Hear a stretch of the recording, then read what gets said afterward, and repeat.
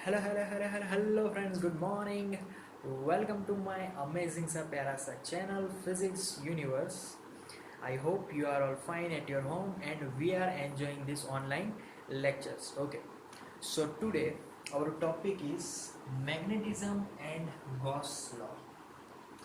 So in this topic, to study this topic, हमने पहले Gauss law according to electric field पढ़ा था. Clear?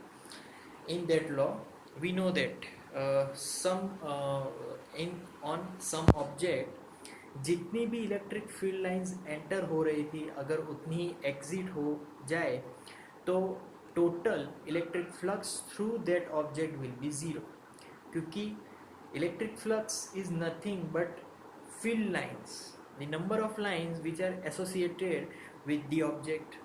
But if the entering lines are equal to leaving lines, if both are same, then the flux we said to be zero. Clear? Okay, now we are moving on to magnetism and Gauss law. उसके according क्या होगा?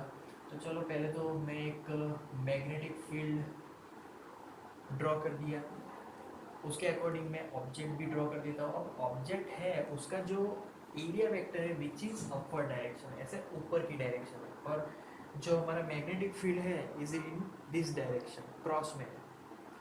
सो both are perpendicular to each other. Clear? क्योंकि एक ऊपर है और एक ऐसे क्रॉस में है, तो दोनों एक दूसरे से नॉर्मल डिग्री बनाएंगे. Okay, so area vector is delta x delta S and magnetic field is vector B. So simple, according to Gauss law, if I have to find magnetic flux, then formula will be phi is equal to vector B dot vector ds. Clear? So this is the formula. How can we find the Gauss law? How can we find the electromagnetic flux? Magnetic flux को denote करने के लिए हम लोग phi B भी लिख सकते हैं, जिससे हमें पता चले कि ये मैग्नेटिक फ्लक्स है, not electric flux.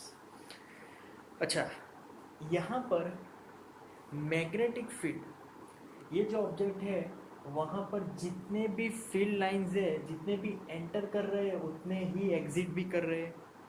That's why I must write here the total flux link with this object will be zero. Clear? So magnetic flux में जितने एंटर उतने एग्जिट, दैट्स वाई ज़ीरो.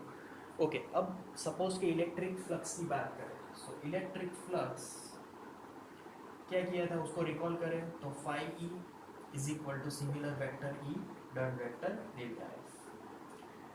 अगर बहुत बड़ा ऑब्जेक्ट है, छोटे छोटे एलिमेंट्स में हमने उसको डिवाइड किया हो तो यहाँ पर हो जाएगा sigma total sum of all the elements is equal to Q upon epsilon zero. अब ये क्यू कौन सा है?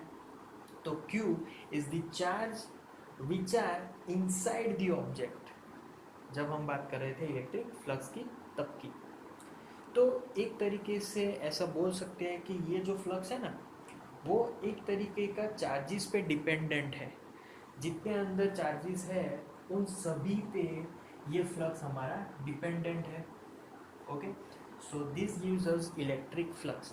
बट मैग्नेटिक फ्लक्स में राइट हैंड साइड ऐसा कुछ भी नहीं है. क्यों?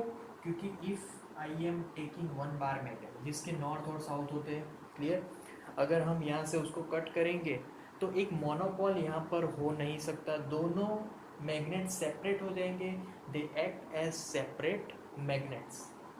तो यहाँ पर मोनोपोल अवेलेबल ही नहीं है, हो ही नहीं सकता. जिस इलेक्ट्रिक फ्लक्स में we know that positive charge and negative charge both are separated. So यहाँ पर सिग्मा क्यू हम लोग ले सकते थे, बट यहाँ पर मोनोपोल अवेलेबल नहीं है. अगर मोनोपोल नहीं है तो क्या होगा कि जो इलेक्ट्रिक फील्ड लाइंस है वो एक दूसरे के साथ ही जुड़ी हुई रहेगी. यहाँ से यहाँ, नॉर्थ टू साउथ, यहाँ से यहाँ. क्लियर? तो एक दूसरे के साथ वो जुड़ी ही रहने वाली है.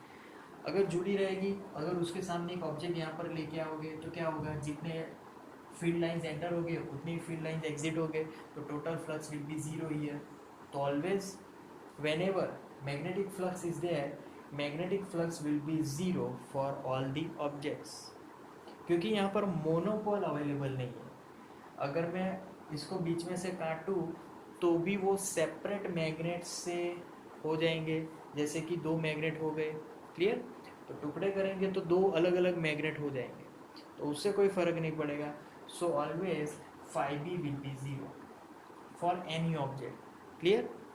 So that's the magnetism and Gauss law. Thank you guys for listening my video lectures till the end. That means a lot to me. Thank you very much.